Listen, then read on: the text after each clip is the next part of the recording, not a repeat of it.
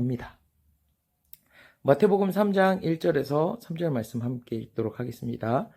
그때 세례 요한이 이르러 유대 광야에서 전파하여 말하되 회개하라 천국이 가까이 왔느니라 하였으니 그는 선지자 이사야를 통하여 말씀하신 자라. 일러스되 광야에 외치는 자의 소리가 있어 이르되 너희는 주의 길을 준비하라. 그가 오실 길을 곧게 하라 하였느니라. 아멘. 요한의 이름의 뜻은 헬라어로 이오안네스라고 합니다. 여호와는 은혜가 깊으시다라는 이름의 뜻을 가지고 있는데요. 세례 요한의 출생을 먼저 살펴보면 그는 아주 특별한 출생을 하였습니다. 그의 출생이 아주 특별한 이유는 하나님은 자신의 백성들에게 꿈이나 환상 또는 주의 사자를 보내셔서 하나님의 뜻을 알리시고 말씀하셨는데요. 그런데 문제는 이 400년 동안이나 하나님께서 침묵하셨습니다. 하나님의 말씀이 끊어진 상황에서 하나님은 나이가 많이 든 사가랴에게 나타나셔서 아들을 낳을 것인데 그의 이름을 요한이라 지으라 라고 이야기하시는 겁니다. 40년도 아니고 400년 동안 하나님의 말씀이 끊어졌다가 어느 날 갑자기 하나님께서 사가랴에게 나타나셔서 말씀하시니 이 요한의 출생이 아주 특별한 출생입니다. 자, 그런데 여기서 중요한 것이 있어요. 여러분, 세례 요한이 이렇게 아주 특별하게 출생을 했는데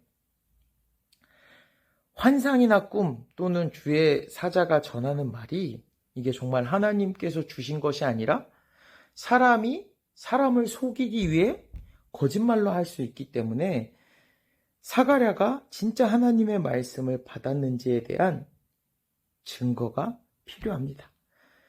그래서 하나님 말씀이라는 증거가 무엇이 필요합니까? 사가랴는 아들 요한이 태어나기까지 말을 하지 못하게 됩니다. 누가복음 1장 22절 말씀입니다. 그가 나와서 그들에게 말을 못하니 백성들이 그가 성전 안에서 환상을 본 줄 알았더라. 자, 그렇게 시간이 흘러 사가랴의 아내 엘리사벳이 아들을 낳고 이제 이름을 지어줘야 할 때가 되었는데 엘리사벳은 그의 아들의 이름을 요한이라고 짓자고 이야기를 합니다. 그런데 친척 중에 난리가 난 거예요. 이때 당시에는 이름을 지을 때 이 아버지의 이름이나 아니면 친척 중에 이런 이름을 가져다가 썼는데 이 사가랴의 집안에는 요한이라는 이름을 가진 사람이 없었기 때문입니다. 그래서 생뚱맞게 요한이라고 이름을 짓는다고 하니까 이게 말이 안 되는 일이 일어난 거죠. 그때 말 못하는 사가랴가 답답해서 몸짓으로 막 이야기를 합니다. 그래서 사람들이 글을 쓸 수 있는 판자와 이런 분칠할 수 있는 걸 가져와서 사가랴도 아들의 이름을 요한이라고 썼습니다. 그때 요한의 입이 열리고 말을 하기 시작해서 하나님을 찬송합니다. 자, 이렇게 시간이 흘러 세례 요한이 성장하게 되고 사역을 하게 되는데요. 그의 성장 과정을 보면 누가복음 1장 80절 말씀 보면 아이가 자라며 심령이 강하여지며 이스라엘에게 나타나는 날까지 빈들에 있으니라. 빈들에 있었다고 이야기합니다. 빈들이란 이제 광야 아니면 사막 같은 이런 지역을 좀 의미합니다. 그리고 요한은 낙타 털 옷을 입고 허리에 가죽띠를 띠고 메뚜기와 석청을 먹었습니다. 그리고 포도주나 술을 마시지 않고 성령의 충만함을 받아 자랐습니다. 그럼 그렇게 하나님께서 부름을 받은 요한이 무슨 일을 했을까요? 이미 이사야 선지자를 통해서 그가 할 사역을 하나님께서 말씀하셨습니다. 이사야 40장 3절 말씀입니다. 외치는 자의 소리여 이르되 너희는 광야에서 여호와의 길을 예비하라. 사막에서 우리 하나님의 대로를 평탄하게 하라. 요한은 이 선지자, 이사야 선지자의 말씀을 이루기 위해 여호와의 길을 예비하기 위해 이 땅에 부름을 받고 사역을 감당합니다. 그래서 이 마태복음 3장 1절에 보면 그때 세례 요한이 이르러 어디에서요?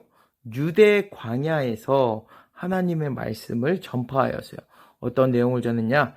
회개하라 천국이 가까이 왔느니라 라는 하나님의 말씀을 전했는데 이 내용이 하나님께서 이미 이사야 선지자를 통해서 예언하셨던 일들을 이루기 위해서 세례 요한이 유대 광야에서 회개하라 천국이 가까이 왔느니라 외치며 자신은 주의 길을 준비하기 위해 이 주님이 오시는 것을 외치는 자의 사역을 감당한 것입니다. 이렇게 세례 요한의 외침을 듣고 사람들이 회개하기 시작합니다. 예루살렘과 온 유대와 요단강 사방에서 사람들이 나와서 자기들의 죄를 자복하고 회개하고 세례를 받습니다.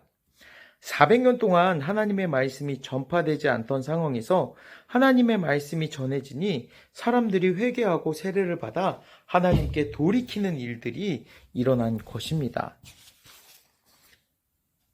그래서 성경은 요한을 세례 요한이라고 부릅니다.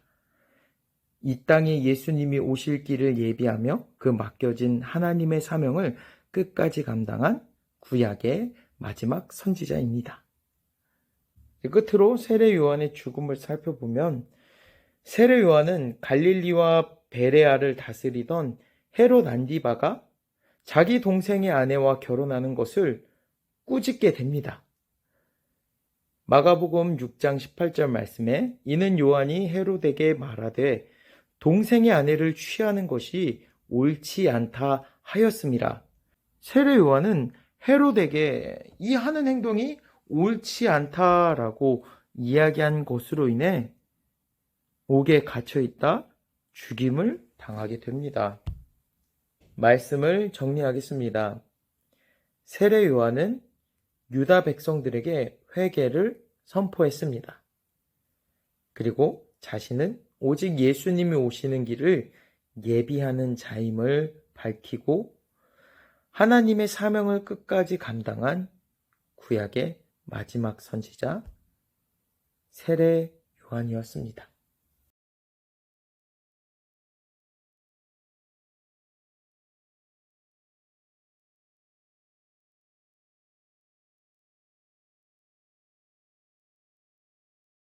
기도하겠습니다.